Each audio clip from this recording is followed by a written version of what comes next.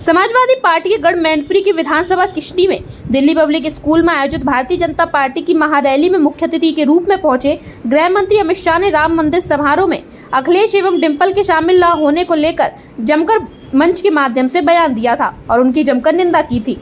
अब वहीं डिंपल यादव ने अमित शाह के बयान पर पलटवार करते हुए भारतीय जनता पार्टी को आड़े हाथों लिया है।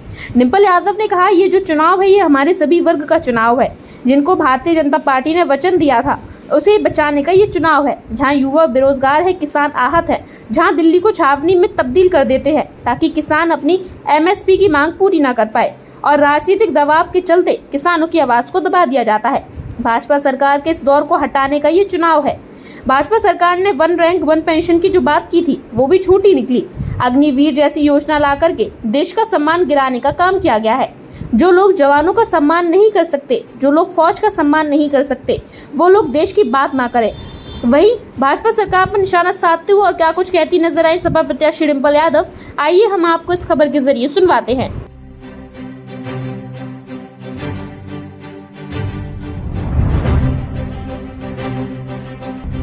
अमित शाह जी की रैली में उन्होंने कहा है कि ये चुनाव राम मंदिर बनवाने वालों का और भक्तों पर गोली चलवाने वालों का है। मैं समझती हूँ ये चुनाव जो हमारे सभी वर्ग हैं, जिनको वचन दिया गया था, जिनको वादे किए गए थे, ये चुनाव उस बात का है जहां आज युवा बेरोजगार है, जहां किसान आहत है, जहां हम दिल्ली को छावनी की तरह तब्दील कर देते हैं कि किसान अपनी MSP की मांग भी पूरी ना कर पाए।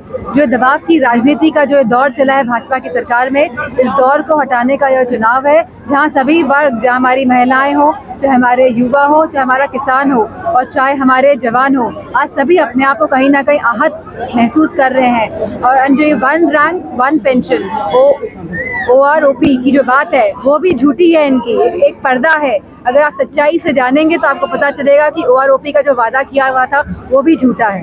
बीजेपी की रैलियों में एक पोस्टर वायरल हो रहा है, उसमें लिखा है कि एक आपका वोट लास्ट लोग को चल जाए।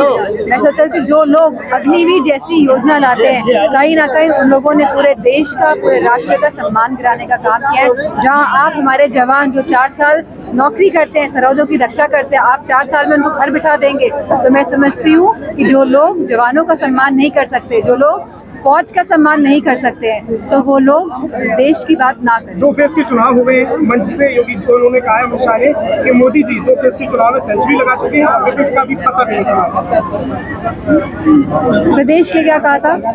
उन्होंने कहा था कि नहीं, प्रदेश विपक्ष का भी किसी भी मतलब एक भी खाता नहीं। ये बात अपने आप में कहने पे ही मैं समझती हूँ ये झूठ साबित होती है और ये लगातार झूठ बोलते आ रहे हैं और लगातार झूठ बोलते ही रहेंगे और इनकी तीर थक नहीं रहे हैं झूठ बोल के। लेकिन अब जनता समझ गई है कि इन झूठ बोलने वाली सरकार को हटाना है। आखिरी सवाल उन्होंने एक चीज जो कहा कि राम मंदिर के लिए उन्होंने डिंपल जी को और अखिलेश जी को निमंत्रण दिया, लेकिन वोट बैंक के मैं समझती हूँ ये बात ऑलरेडी क्लियर है कि कोई निमंत्रण नहीं आया था, ना डिंपल जी को आया था, ना अखिलेश जी को आया था।